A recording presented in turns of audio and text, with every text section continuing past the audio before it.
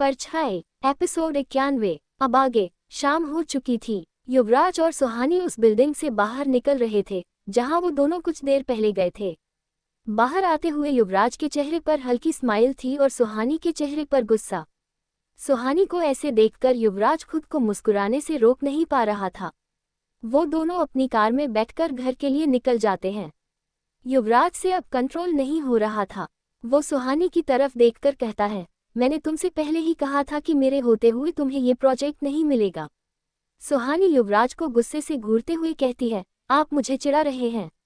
युवराज अपनी स्माइल छुपाते हुए कहता है, बिल्कुल नहीं। क्या तुम्हें ऐसा लग रहा है? सुहानी अपनी आंखें छोटी करके युवराज से कहती है, आप बेशक मुझे चिढ़ा रहे हो। मुझे अब समझ आ रहा है, आपने ये सब जानबूझकर किया है। युवराज अपनी आईब्रोज सिकुड़ते हुए कहता है, मैंने क्या जानबूझकर किया है? सुहानी अपनी उंगली युवराज की तरफ पॉइंट करके गुस्से में उसके पास आते हुए कहती है, आपने जानबूझकर प्रेजेंटेशन से पहले मुझे विक्रम के बारे में बताया, जिससे मेरा ध्यान डाइवर्ट हो जाए और मैं अपना 100% न दे पाऊं। ये सब आपकी ही साजिश है। सुहानी के आगे आने की वजह से युवराज पीछे होते हुए कार के दरवाजे से चिपक गया था और सुहानी गुस्से में उसके पास आ गई थी। युवराज हल्की स्माइल के साथ कहता है, वेल, मैं तुम्हें कुछ भी बताने के मूड में नहीं था। तुम ही उसके बारे में इतना डेस्परेटली जानना चाहती थी। इसके लिए तुम्हें मुझे किस भी किया। और ये कहते हुए युवराज खामोश हो जाता है। सुहानी उसी गुस्से के साथ कहती है, और क्या? युवराज आगे कहता है, और इस वक्त जिस तरह से तुम मेरे करीब हो, ऐसा लगता है कि एक किस तुम्हारे लिए काफ़ी नहीं थी। मैं यहाँ तुम्हारे साथ सेफ तो हूँ ना? मुझे तुम्हारे इरादे कुछ ठीक नहीं लग रहे हैं। युवराज की बातें सुनकर सुहानी को एहसास होता है कि वो गुस्से में युवराज के बहुत नज़दीक आ गई है। वो फौरन पीछे होकर अपनी जगह पर बैठ जाती है। सुहानी अब काफ़ी अनकंफर्टेबल हो जाती है और उसकी नज़र बार बार कार ड्राइव कर रहे ड्राइवर पर जा रही थी। जाहिर सी बात थी, उसने भी सुहानी की हरकत देखी ही होगी। युवराज सुहानी के पास आकर उसके कान में धीरे से कहता है, अब शर्माने से क्या फ़ायदा? उसने सब कुछ देख लिया। सुहानी चिढ़कर धीमी आवाज में कहती है, ये सब आपकी वजह से ही हुआ है। आप जानबूझकर मुझे गुस्सा दिला रहे हो। अब मुझे वो प्रोजेक्ट नहीं मिला तो आप मुझे इस तरह से चिढ़ाओगे क्या? युवराज कहता है, ऑफ कोर्स, जब तुम मुझसे जीत जाओगी तो तुम भी मुझे चिढ़ा लेना। बट ऐसा कभी होगा नहीं। सुहानी तिरछी नज़र से युवराज को देखकर अपने मन में कहती है, घमंडी इंसान। युवराज बेपरवाह होकर कहता है, इसे घमंड नहीं, सेल्फ कॉन्फिडेंस कहते हैं।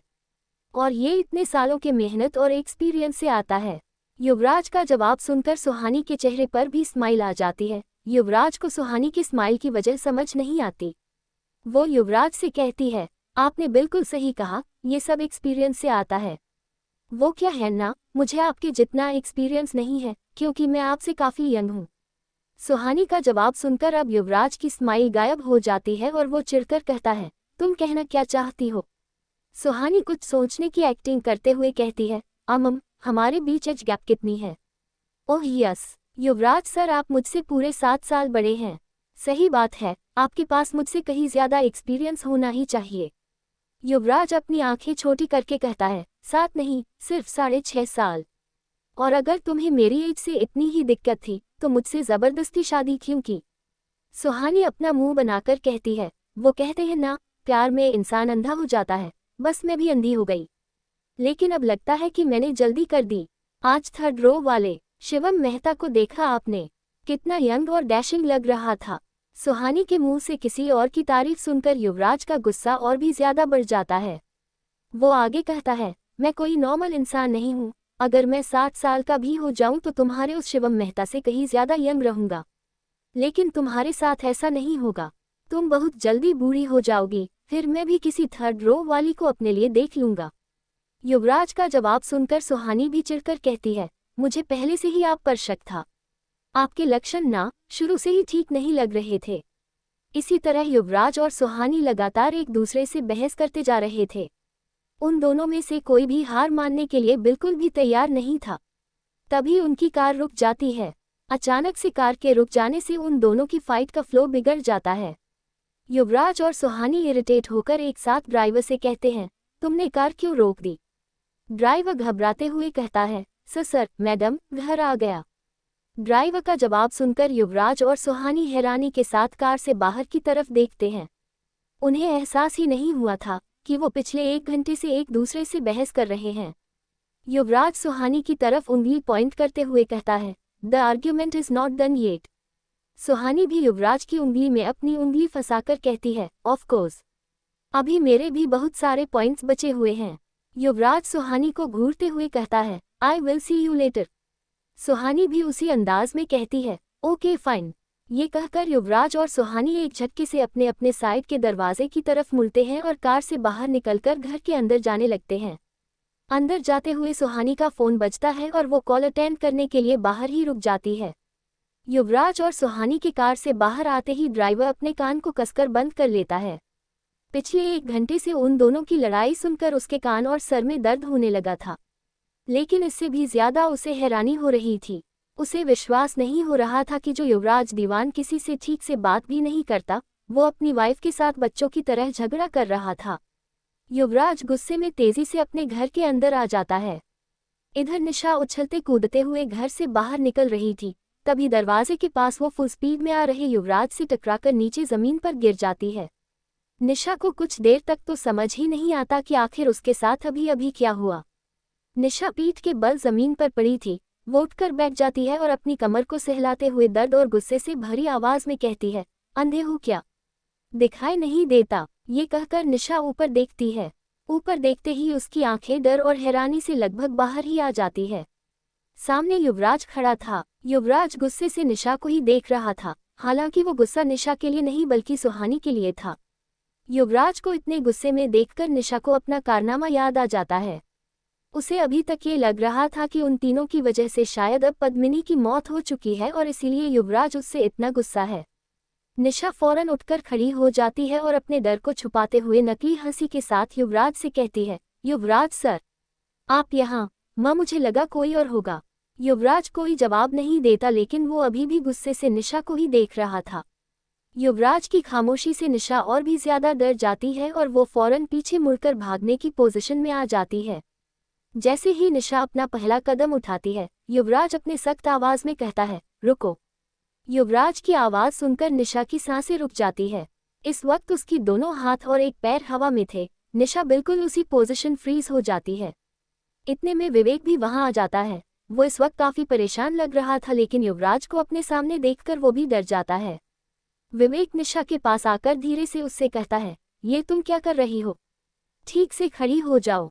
विवेक की आवाज सुनकर निशा को होश आता है और वो अपना दूसरा पैर भी जमीन पर रखकर युवराज की तरफ मुड़ती है। निशा युवराज को देखकर डरते हुए धीमी आवाज में विवेक से कहती है, अगर युवराज सर ने अपनी लाल आंखों से मुझे मारने की कोशिश की तो क्या तुम मुझे बचा लोगे?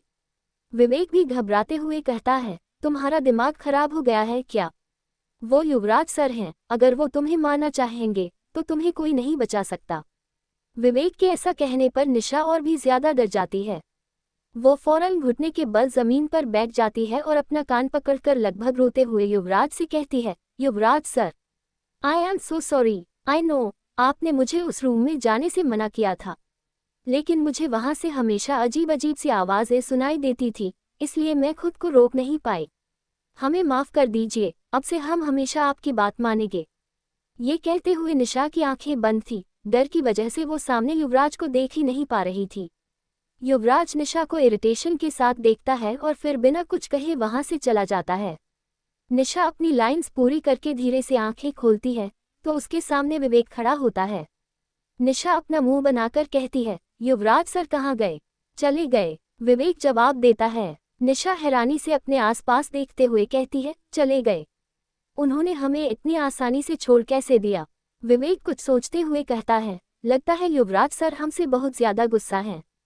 विवेक के ऐसा कहते ही सुहानी वहां आ जाती है। सुहानी निशा को देखकर कहती है, तू इस तरह घुटने पर क्यों बैठी है? सुहानी को देखकर निशा फौरन उठ जाती है और सुहानी के पास जाकर उससे कहती है, तू अभी तक जिंदा है? युवराज सर ने तेरे साथ कुछ नहीं किया। सुहानी कंफ्यूज होकर कहती है, युवराज सर मेरे साथ कुछ क्यों करेंगे? निशा सुहानी को शक भरी नजरों से देखते हुए कहती है, तू सुहानी नहीं हो सकती। युवराज सर ने तुझे जिंदा कैसे छोड़ दिया? तूने पद्मिनी को मारा है। ये कहकर निशा सुहानी का हाथ पकड़कर उसे जोर से चिमटी काट देती है। सुहानी चीखते हुए निशा से अपना हाथ छुड़ाकर कहती है, निशा ये तू क्या कर रही है? निशा अपनी गलती का एहसास करते हुए कहती है, ओह सॉरी, मैं बस चेक कर रही थी कि तू जिंदा है या नहीं। अगर तू आत्मा होती तो तुझे दर्द नहीं होता ना। निशा की हरकत से इरिटेट होकर सुहानी विवेक को देखते हुए कहती है, ये पागल हो गई है क्या? विवेक नाउम्मीदी के साथ अपना सर हिलाते हुए कहता है, पागल तो ये पहले से थी, लगता है अब इसके दौरे बढ़ते जा रहे हैं। निशा हैरानी से कहती है, हमसे इतनी बड़ी गलती हुई है, फिर युवराज सर ने हमें इतनी आसानी से कैसे छोड़ दिया? पद्मिनी हमारी आखिरी उम्मीद थी और हमने। सुहानी निशा की बात बीच में ही काटते हुए कहती है, हमसे कोई गलती नहीं हुई है। इनफैक्ट जो हुआ बहुत अच्छा ही हुआ है। ये कहते हुए सुहानी निशा और विवेक को सारी बातें बता देती है। सुहानी की सारी बातें सुनकर निशा कहती है, इसका मतलब मैं बेकार ही युवराज सर से माफी मांग रही है, बल्कि उन्हें तो मुझे थैंक्स कहना चाहिए। निशा की बात पूरी होते ही विवेक फिर से सीरियस हो जाता है और निशा पर गुस्सा करते हुए कहता है, ओह गॉड, तुम्हारे इस ड्रामे के चक्कर में मैं तो भूल ही गया कि मैं तुम दोनों को क्या बताने आया था। विवेक को सीरियस देखकर निशा और सुहानी भी सीरियस हो जाती हैं। विवेक सवालिया नजरों से सुहानी को देखकर कहता है, क्या तुम्हें युवराज सर ने नहीं बताया? सुहानी कंफ्यूज होकर कहती है, क्या? विवेक कहता है, राघव इज डेड, किसी ने उसका मर्डर कर दिया। ये सुनकर निशा और सुहानी सन रह जाते हैं। निशा बौखलाहट के साथ कहती है, उसे किसने मारा?